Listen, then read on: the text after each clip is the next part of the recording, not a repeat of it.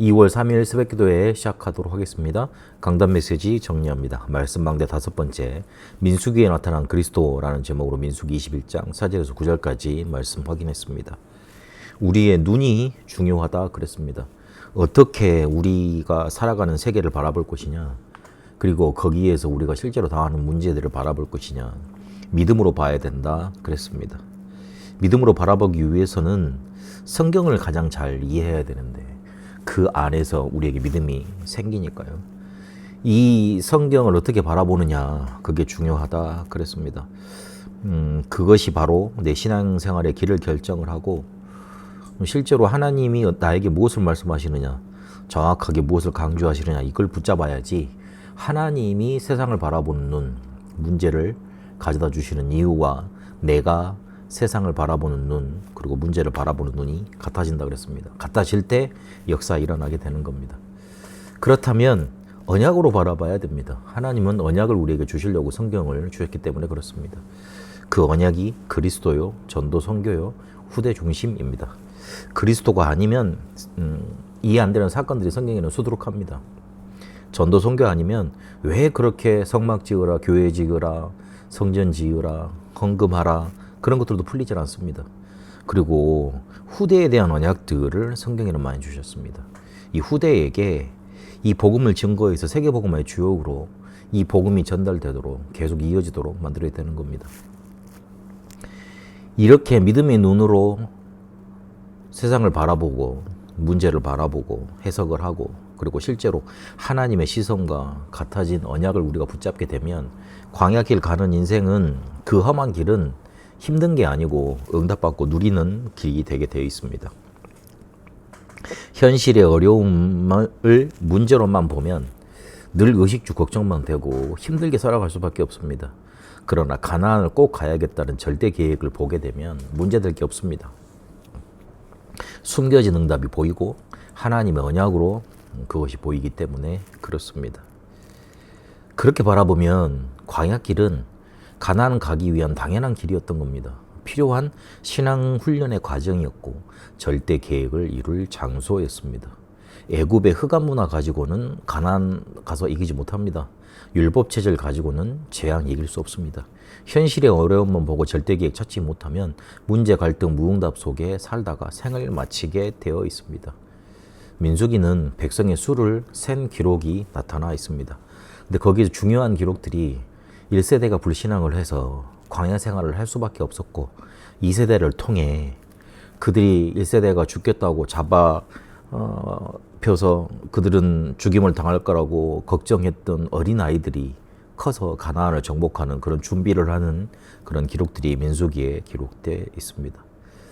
출애굽 1세대 중에 정탐꾼이 뽑혀서 40일 동안 그 땅을 정탐을 했는데 그 보고를 듣고 나서 땅에 대해서 악평을 하고 그리고 모세에 대해서 이렇게 원망하기 시작합니다. 모세는 하나님의 도구였고 하나님의 종이었습니다.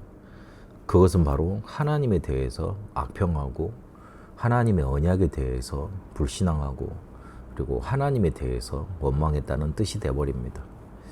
단순한 땅 악평한 정도, 분명히 자기들은 사실을 보고 현실을 제대로 말했을 거라고 그렇게 자부할 겁니다. 그러나 하나님 보시기에는 하나님께 대항한 거예요.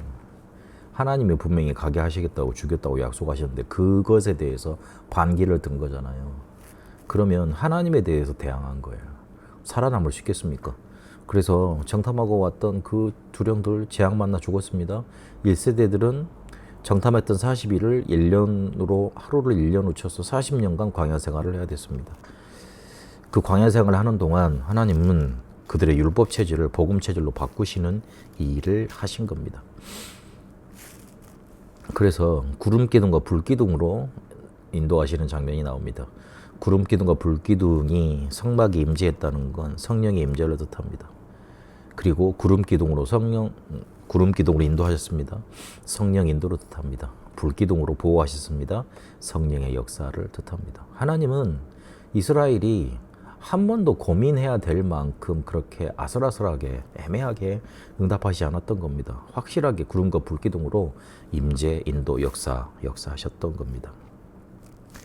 그리고 불뱀과 노뱀 사건이 오늘 이 민수기 21장에 나옵니다. 에돔 땅에 도착을 했는데 들어가기를 허락하지 않으니까 다시 먼 길을 돌아가다가 막다른 길에 들어서니 다시 또 하나님을 원망하기 시작하고 모세에 대해서 원망하기 시작합니다. 하나님이 가장 싫어하는 것이 원망이었는데 하나님을 과소평가하고 하나님의 은혜를 잊어버린 겁니다. 또 6월절 어린 양의 피 놓쳐버린 겁니다. 또 그리스도 놓쳐버린 겁니다. 이러니 징계의 상징으로 불뱀을 보내십니다. 창세기 3장 이후로 모든 인간은 불뱀에게 물린 겁니다. 뱀에게 그렇게 사로잡힌 겁니다. 그래서 영원한 멸망의 길로 갈 수밖에 없습니다. 모세가 중보기도를 하고 하나님은 대책을 마련해 주십니다. 노수로 뱀을 만들어서 장대에 높이 들라 그랬습니다. 특별하게 해석할 게 없습니다. 요새 요한복음 3장 14절 15절을 보니까 예수님이 그 사건에 대해서 설명을 하셨습니다. 인자가 노뱀이 들린 것 같이 그렇게 들려라 그랬습니다. 십자가 사건을 뜻합니다.